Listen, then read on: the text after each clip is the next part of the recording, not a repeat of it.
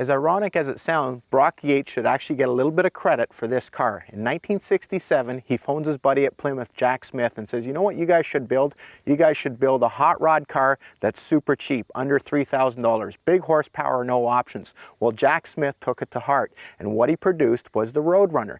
Nobody had ever registered the name Road Runner, although all three of the big three had toyed with the idea. Jack registered the name, but now he knew he needed some sort of logo for it, and he went to Warner Brothers, struck a deal with them, and got used to the bird. Now he had a great logo, he had a cool car, and he needed a good horn. He spent $50,000 developing the sound of the Road Runner horn.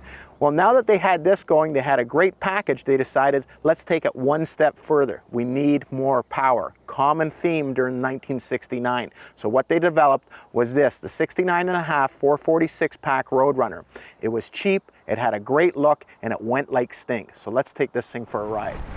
As soon as you jump in one of these cars, you realize how cool this car is. What Motorcar was trying to do here is put a big horsepower piece together with no options and keep the price down, and that's exactly what they did. 446 pack, 3 2-barrels on top of an aluminum intake, great flowing heads, big cubic inch. This one here with a 4-speed, a 9.25 Dana rear end. Not much in the way of creature comforts, actually no creature comforts. Bench seat, it's got basically no gauges. The reason they went to the lift-off hood wasn't for the look, it was actually to save money. They needed a hood that would fit this Road Runner here, and they figured if they did it fiberglass, it would be cheap to mold. They figured if they didn't have to reinforce the hood to hold the hood hinges, it'd be even cheaper. And since it looked cool and they saw it at the drag strip, that's exactly what they did.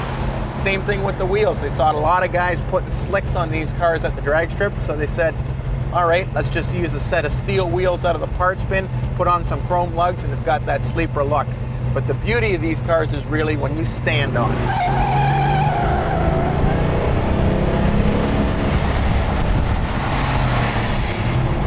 Now, as far as stopping power, it's got drum brakes all the way around. Great for a drag race car, you don't have the drag of the rotors. Not great if you're driving on the road or doing any sort of power stopping.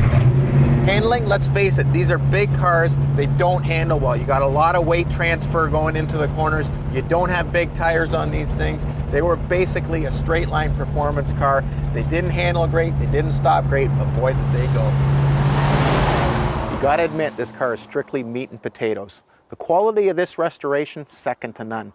Dead straight car, beautiful rust-free car to start with. Somebody spent a lot of hours, knew it was going black, made it straight.